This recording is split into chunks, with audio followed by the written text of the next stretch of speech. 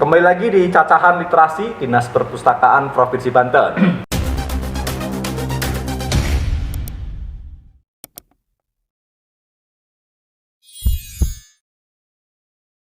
Saya mau berpantun. Era new normal akan berlaku. Saatnya menata kata dan laku. Agar otak dan hati tidak beku, jangan jauh-jauh dari buku. Sudah bersama saya Bang Japjuli Abdillah. Cakep. Tahu pantunnya siapa ini? Tahu pantunnya siapa ini? Pantunnya siapa ini? Pantun kayaknya saya ingat deh, kayak punya saya ya. Saking banyaknya sebenarnya. Iya. Okay. Jadi kan setiap Bang Juli bikin produk pantun status itu pasti nongol di beranda saya itu. Iya. Jadi saya ambil dan kebetulan banyak sekali yang saya buat, jadi saya lupa tadi ini sampaikan sama Sobri. Karena kebetulan pas banget kan tema sama cacahan literasi Dinas Perpustakaan Provinsi Banten. Karena kan kalau di podcast Supri kita bisa ngomong yang lain-lain. Kalau di sini kita segmennya literasi katanya. Emang waktu itu inspirasi bikin pantun itu apa, Bang? Karena ada new normalnya masuk, kemudian kita harus mulai menata lagu gitu kan.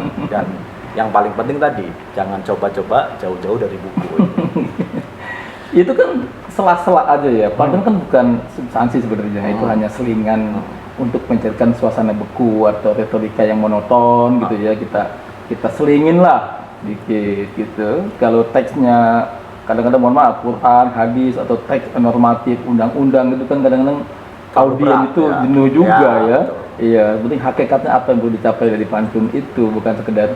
Jadi pantunnya harus kontekstual, seperti kontekstual tuh kita di alam buku nih di perpustakaan ya.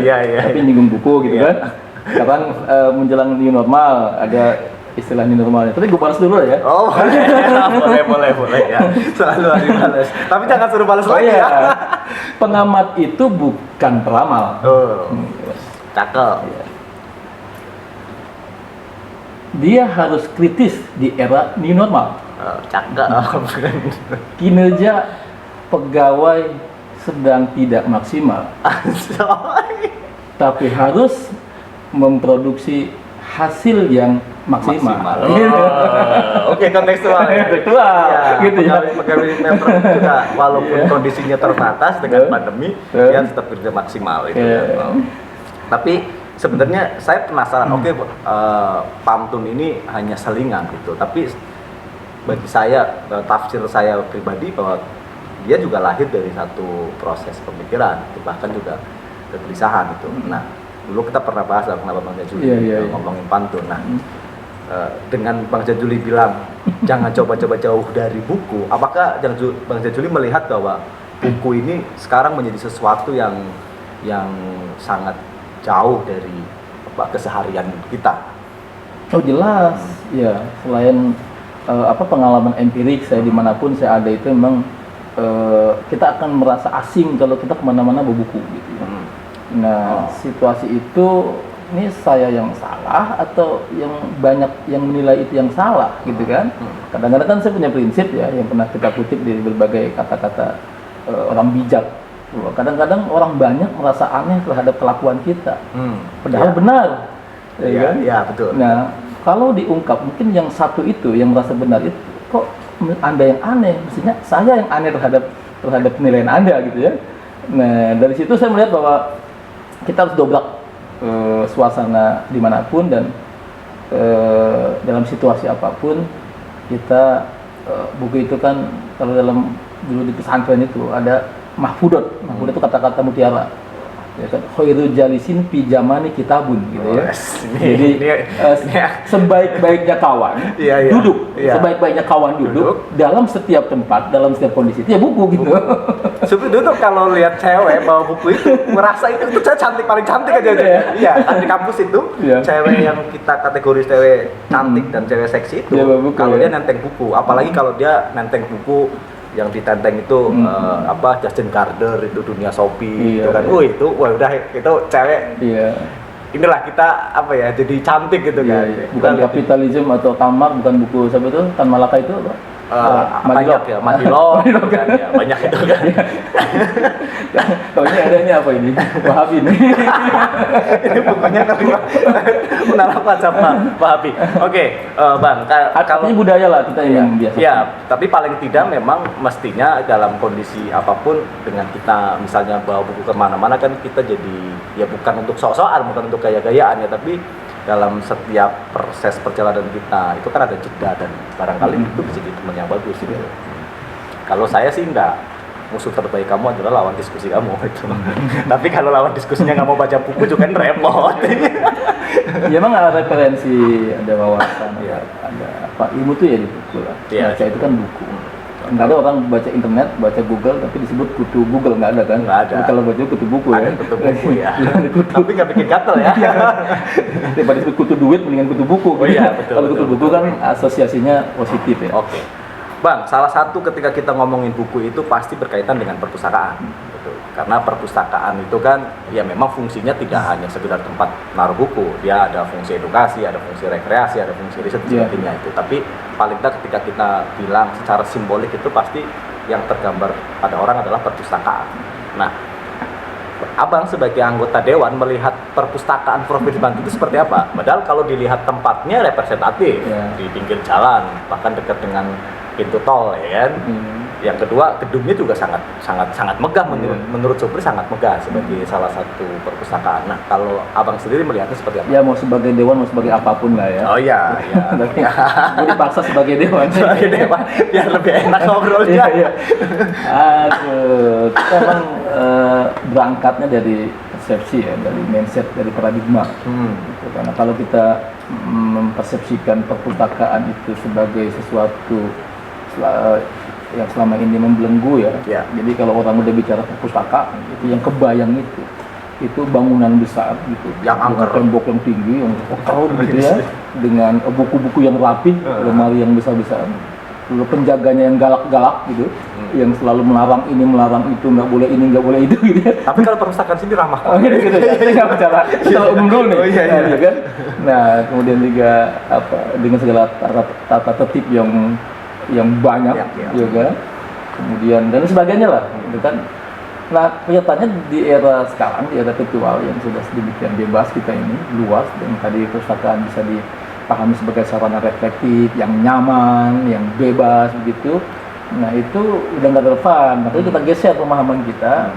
Perpustakaan itu lebih sekarang ada istilah teman-teman tuh Kang Firman itu yang ketua umumnya tuh taman bacaan, walaupun bukan hanya taman, ada rumah bacaan, tapi itu kan supaya lebih memudahkan struktur aja ya kan, karena teman-teman sudah gerakan ini bukan hanya gerakan struktural ya kan. Kalau perpustakaan kan yang kebayang dia punya dinas pendidikan, punya dinas perpustakaan dan arsip, punya Pemda di kecamatan, ada gerakan membangun perpustakaan, bukan gerakan budaya literasinya. Jadi yang didorong adalah dengan segala budget yang besar, itu pendekatan strukturalnya saja struktural. Jadi outputnya adalah bangunan, outputnya adalah lemari-lemari, outputnya adalah beli buku gitu. Bukan budaya. Bukan gerakan budaya meningkatkan perilaku masyarakat terhadap buku, lebih akrab, minat baca. Kan minat baca kita rendah banget. Ya kan? Ya membaca itu minat baca itu 0,01. Iya pokoknya pokoknya rendah banget lah. Rendah banget di Indonesia itu, dan bahkan paling rendah kedua di dunia ya, masih di bawah Kanada. Itu kan paling bawah itu negara mana lah di Amerika Latin kalau nggak salah. Nah itu memprihatinkan lah ya kan. Kenapa? Karena belum menjadi sebuah gerakan. Kalau gerakan itu kan tidak harus struktural ya, bisa kultural ya kan, bisa struktural. Strukturnya mungkin regulasinya bantu, anggarannya, fasilitasnya, sebenarnya, tapi harus simultan dengan gerakan kultural. Iya, artinya gerakan membaca ini bukan karena kita punya perpustakaan, punya tapi atau karena kita memang menjabat sebagai tua mungkin atau pengurus dari sebuah lembaga. Iya, bahkan ada kalanya Kang Supri ketika teman-teman yang sudah bagus idealismenya, gagasannya, membentuk rumah-rumah baca, ruang-ruang baca, taman-taman baca, Nah, ketika ditarik ke struktur dalam sebuah gerakan struktural misalnya gerakan yang ada SK-nya dari pemerintah begitu, ya kan dengan segala aturan-aturan mainnya, lembaga formal yang dibentuk sama pemerintah lah ya. Energi teman-teman yang sudah sedemikian kreatif ya, nilai-nilai idealisme kreativitas itu yang sudah jelas-jelas punya manfaat kepada masyarakat, nanti akan terkuras tuh ke strukturnya tuh, ya kan, dia akan rapat-rapat, dia akan mengikuti. Nah, kita tutup regulasinya lebih banyak berkaitan dengan urusan nasional, ya sama seperti hal teman-teman seniman, budayawan ya, dan teman-teman yang memang udah punya kreasi, punya nilai sendiri. Tapi ketika kita karena regulasinya yang membuat iya, kita yang masuk di ke dalam satu sisi kan gini, kita sebagai kelas middle class itu ya, saya dewan misalnya atau sebetulnya sebagai civil society, teman-teman Kang Eping tuh di perpustakaan ya, Kang Firman di TBM dan sebagainya, itu kan mesti menjadi semacam kayak middle class itu, jadi kelas menengah, bukan kelas menengah dalam konteks kamak nih ya, ini kelas menengah yang memediasi antara regulasi negara ini katakanlah masyarakat. Kita ini kan yang menetralisir ya, ini dengan segala regulasi aturannya yang rigid ini. Nah kemudian masyarakat yang bebas ingin sesuai dengan kemauannya dan sebagainya.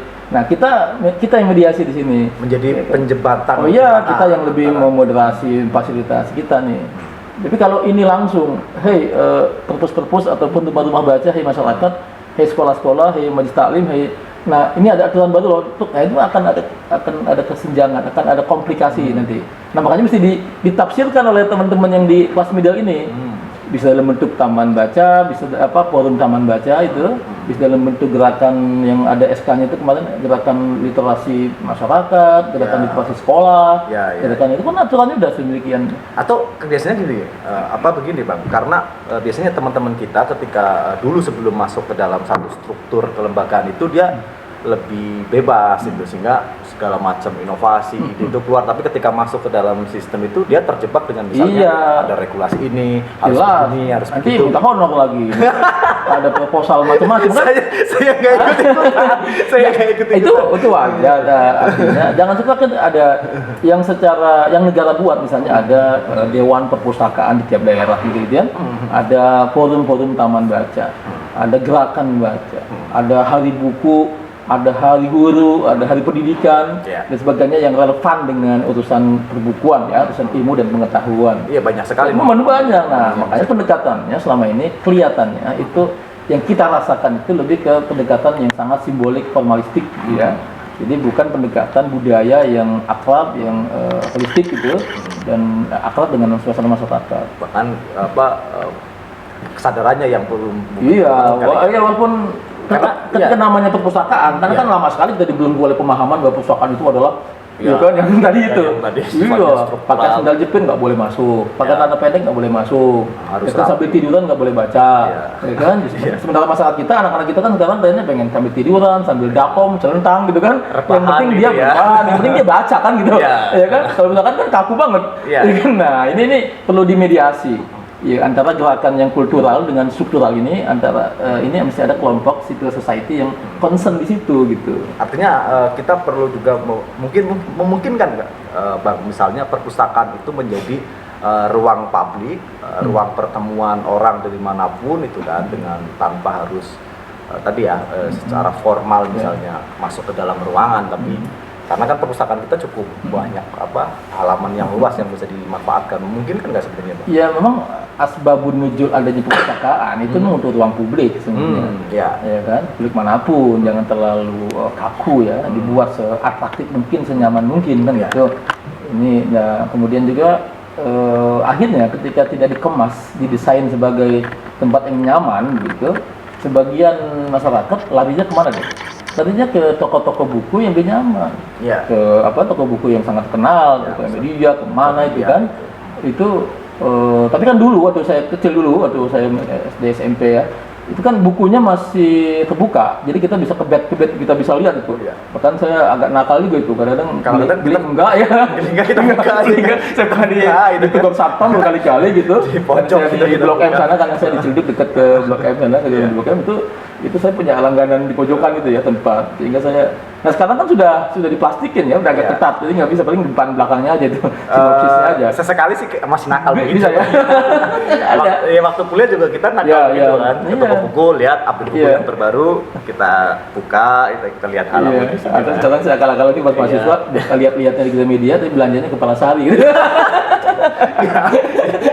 Yang bacakan. Yang banyak kan, tapi kan kualitas dan harganya lebih murah. Tapi itu dulu, kalau sekarang nggak ya, boleh lah ya. ya, sekarang kan kita ada online ya, kita juga banyak teman-teman, makanya saya sangat respect terhadap gerakan-gerakan pembentukan tempat-tempat baca ya.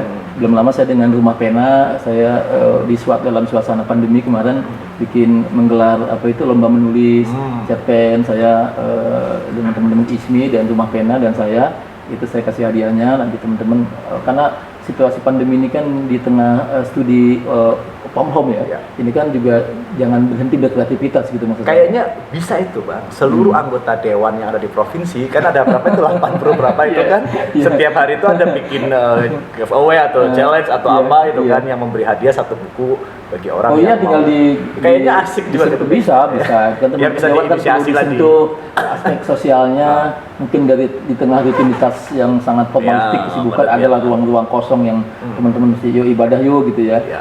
Ibadah kan tidak hanya sholat puasa kan, Ya, tapi sebulan juga sekali kan ngasih nggak buku. lama kan satu buku dihadiahin. Ya itu memang itu lebih elegan ya ketimbang kita minta uang, minta Iya. apa kan itu lebih mendidik gitu. Saya rasa Karena gitu. kemarin itu ini pengalaman kemarin waktu masa stay at home itu banyak sekali sebenarnya toko-toko buku itu yang bikin semacam challenge begitu. Misalnya setiap meminta pada pelanggan-pelanggannya untuk menceritakan satu cerita dari buku, kemudian bukunya diposting, kemudian ada sedikit alur ceritanya apa itu. Nah, di akhir nanti setelah 1 minggu biasanya dikirimin buku. Kemarin banyak itu. Artinya bisa nggak kemudian anggota dewan juga melakukan hal minimal sebulan sekali kan, dari 8 berapa anggota dewan sekarang berarti 85 digilir sebulan sekali itu kan. Ya saya siap lah bikin ini. Apa dimulai sebenarnya kan yang nakal ide nakal begitu, nakal dalam pengertian positifnya ya, itu memang harus ada yang memulai inisiatifnya di kelompok kecil. Kita mulai ya. Jadi dulu kita kan mahasiswa anak sekolah itu kan ada istilah perpustakaan sekolah, perpustakaan kampus itu kan juga menjadi, sekarang kan mesti kita geser paradigmanya. Semua orang bisa peduli, bisa nggak mungkin lah nggak ada jeda waktu buat baca sekali.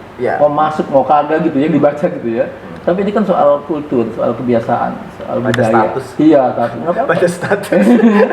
Bisa juga begitu. Iya, nah dari situ kita melihat bahwa bisa lah disentuh teman-teman baik dewan siapapun bisa kita sentuh. Iya. Karena tapi jangan terlampau mereka juga ditarik ke arah kesibukan baru yang jadi mereka enggak kok, ibu bisa sambil ini aja kok, beli online bisa, beli ini bisa sambil jalan. Barusan tadi ada diskusi webinar dengan Burhan ya kaitan dengan buku barunya kuasa uang ya, ya soal money politik di pilkada dan pemilu di Indonesia. Tadi dengan UMT teman-teman kampus para UMT dengan Burhanuddin Mutadi buku kan. Kita gampang 10 penanya pertama misalnya kasih buku gitu ya. Itu udah kita mulai gitu ya. Iya, kita dorong. Itu kan budaya. Juga hadiah-hadiah apapun janganlah yang sifatnya apa sih piala-piala yang nggak berguna kadang-kadang gitu. Ya buku lah kalau bisa itu.